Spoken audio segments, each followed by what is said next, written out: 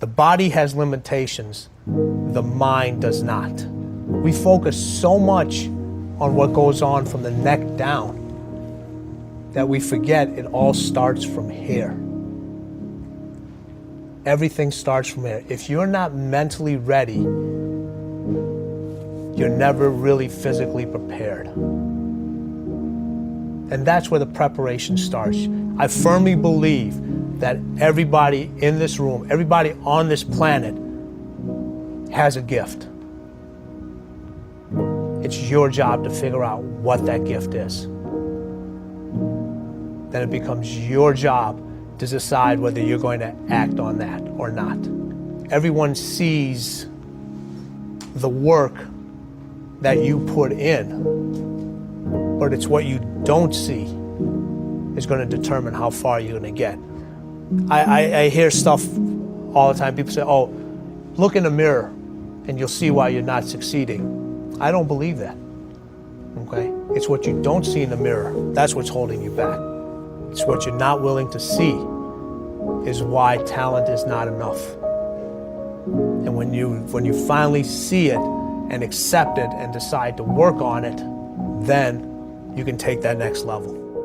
Have the right heroes. I mean, I've always been lucky in that respect. And if the people you look up to are going to form your vision of what the world, how you want to be in later life. And I'll give you two pieces of advice. I'd invest as much in myself as you can. I mean, you're your own biggest asset by far. I mean, you've got all kinds of potential. All the people in this room, you're lucky to be in this country, gotten a good education, but most people go through life using up a very, very small part of their potential. And so anything you do that invests in yourself, that's the best investment you can possibly make. And then I would follow my passion. I mean, whatever turns you on. I was lucky. I found something early that turned me on. But you don't want to take a job just for the money. You don't want to take a job for an organization that you really don't feel good about, or work for people that you don't feel good about.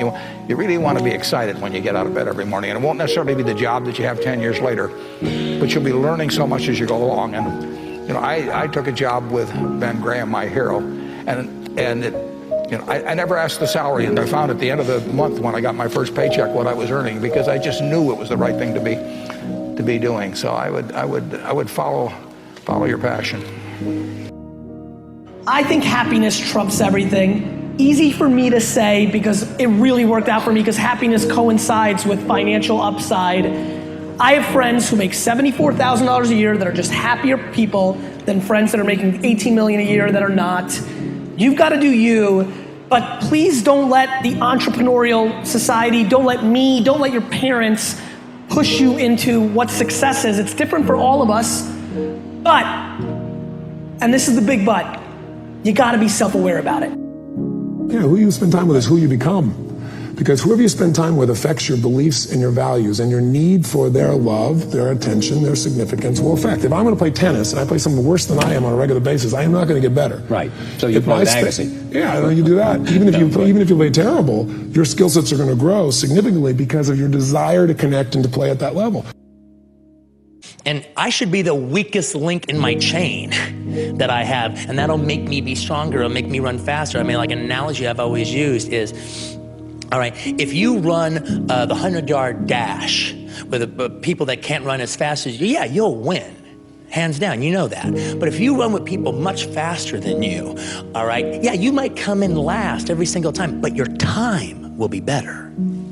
Because they're making you run all the faster. They're making you dig down just a little bit more. It doesn't matter that you won, your time is faster. And that's what I knew I had to do. I had to get out of Loserville and throw myself into a place where, like, this is what the fuckers do for a living.